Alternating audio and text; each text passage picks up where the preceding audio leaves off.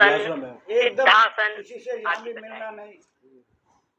तो स्थिर सुखमासन मतलब जिस स्थिति में अधिक देर तक सुख पूर्वक बैठ सके, क्योंकि जब जब कर रहे हैं या ध्यान कर रहे हैं तो जब सुख पूर्वक बैठेंगे तभी ध्यान कर पाएंगे। और शरीर की स्थिति का मन के चिंतन पर असर पड़ता है, ये पक्की बात है। आप लोग भी इसको अनुभव करके देखेंगे। अब चल रहे हैं तो चलते चलते आपको बोले कि जब करो और एक है बैठ करके जब करो, दोनों में आप अनुभव कर लीजिए कि अंतर है या नहीं। तो कहते हैं कि आसन क्या है यहाँ पर, मतलब किस स्थिति में बैठ करके ब्रह्म चिंतन करना चाहिए।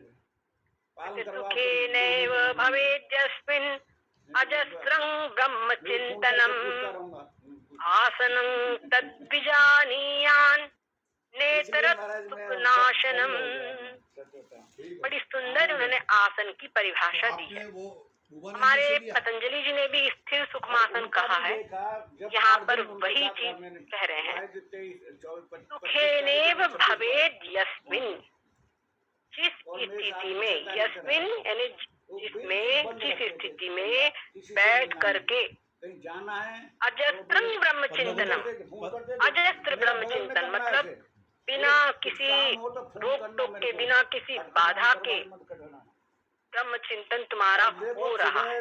मुलाकात होती थी लेटे लेटे, अब कई महापुरुष है पूरा पूरा दिन लेटे रहते, शाम को कभी होती कभी नहीं होती। हमारे गुरु महाराज बताते हैं कि एक वाराणसी में एक संत थे भीम बाबा, वो दिन भर लेटे रहते थे, दिन भर लेटे रहते थे। और मतलब लोगों को बताना कि मैं सो रहा हूँ। और जरा सा उनको स्वामी जी पूछो जरा सा, तो आँख खोलते थे तो उनकी आंखें बिल्कुल गुलाबी, बिल्कुल समझ में आता था कि बहुत गहरी अपनी वृत्ति में। तो वो स्थिति में उनके अब अजस्त्र ब्रह्म चिंतन चलता है तो वही उनके लिए स्थिर सुखमासन है। अब आजकल के इसमें कई लोग हैं बैठते हैं, पतला चले घुटने में दर्द हो रहा है, और एक शरीर की स्थिति है, इसमें ऐसा कोई नहीं कि बुढ़ापे में ही होगा, किसी को भी हो सकता है ना। तो अब कोई बोले कि हमारे तो पैर में दर्द है तो हम ब्रह्म चिंतन कर ही नहीं सकते ना। जिस स्थिति में बैठ करके आपका अजस्त्र ब्रह्म चिंतन चल सकता है वही आसन समझो, उसी को तुम आसन समझो। ऐसा नहीं कि ऐसे बैठ करके आसन करे, ऐसा नहीं है, समझ गए? ऐसे बैठ करके अभ्यास करे, ऐसी बात नहीं है। जिस स्थिति में कुछ बुजुर्ग माताएं होती है, बेचारी नहीं बैठ पाती हैं, भारी शरीर की हुई अगर तो और भी दिक्कत है, तो चुपचाप अपना सोफे पे बैठ जाए, पैर आगे फैला लेवे और बैठ करके बस अपनी व्यक्ति को जिस प्रकार आप सुखपूर्वक बैठ पाए उस प्रकार की स्थिति में ब्रह्म चिंतन करे। और ये ध्यान रखना है कि चिंतन ब्रह्म का करना है, उस समय पर उल्टा सीधा नहीं करना है। कभी किसी व्यक्ति का मान लो पैर में कुछ तकलीफ हो गई तो रोगी व्यक्ति के लिए क्या ब्रह्म चिंतन करना ही नहीं है? बताइए, कोई शरीर में कोई तकलीफ हो गई तो उसको ब्रह्म चिंतन करना ही नहीं क्या? तो कितनी गड़बड़ बात है। तो ये बात समझ लीजिए, जिस स्थिति में बैठ करके अजस्त्र सुख पूर्वक आप ब्रह्म चिंतन कर सके वही स्थिति का नाम है आसन। हमारे श्री भागवत का जी में भगवान श्री वेद व्यास जी ने वहां पर लिखा है, नोपवासं वरं मन्ये कथा विघ्न करो यदि। अगर कोई व्यक्ति वहां पे दिया हुआ है कि उपवास करके कोई घी पीकर या दूध पीकर या एक टाइम अनार लेके, एक टाइम फलाहार लेके आदि आदि प्रकार से जैसा जिसको सुविधा हो वो कथा का श्रवण करे। और आखिरी में एक संपुट लगा दी, नोपवासं वरं मन्ये। यदि उपवास करने से वो उपवास आपके लिए कथा में विघ्नकर होता है तो वो उपवास श्रेष्ठ नहीं है। समझ गए? मतलब श्रेष्ठता क्या है? हमको अपना मन बुद्धि चित्त पूर्ण रूपेण कथा में लगानी है। कथा हम दत्त चित्त होकर के सुने, ध्यान पूर्वक सुने, तो कल्याण होगा, उसको हम ग्रहण करेंगे। उसी प्रकार से अपने चित्त की वृत्ति को ब्रह्म में लगावे, ब्रह्म का चिंतन करे, समझ गए? ब्रह्म का ही चिंतन करे। तो कैसे शरीर बैठा है खड़ा है कोई मतलब नहीं, समझ गए?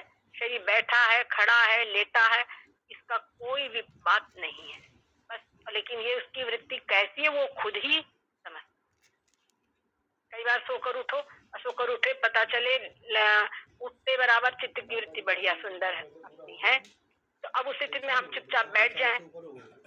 अरे हम बैठे बैठे अरे ऐसे नहीं करना, ऐसे लेटे लेटे चिंतन नहीं होना चाहिए, हम बैठ के पहले पद्मासन लगावे, तो क्या होगा? आप उस वृत्ति को खराब करके, अगर आप आसन से बैठ रहे हैं तो वृत्ति को खराब कर रहे हैं, वो आप अच्छा नहीं कर रहे, आप नुकसान कर रहे हैं अपना, समझे? वो आप अपना नुकसान कर रहे हैं। हमारे यहाँ पर कहा है, इसलिए जो इस आत्म तत्व को जिसने समझ लिया है, जिसने वो एक बार स्थित हो गया है, उसके लिए श्रुति ने कह दिया को विधि को निषेधा।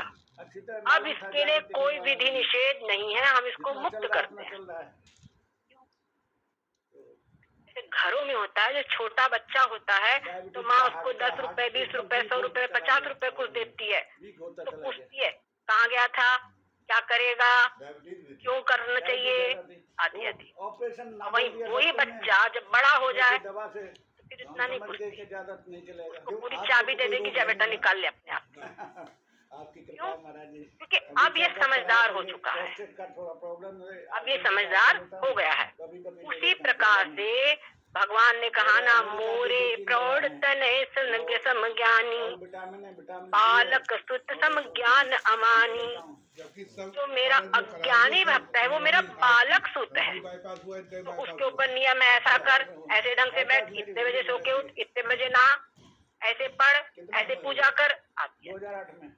पर जब इतना सब समझ करके इन सब चीजों में वो पारंगत हो गया है, अब तो उसको सब कुछ संभालना है। जो श्रुति की स्थिति है, इस हर जिज्ञासु को खुद को आत्म तत्व में स्थित करना है। उसको कहते हैं सतरती सतरती सो लोका तारती, इसको लोगों का तारण खुद करना है।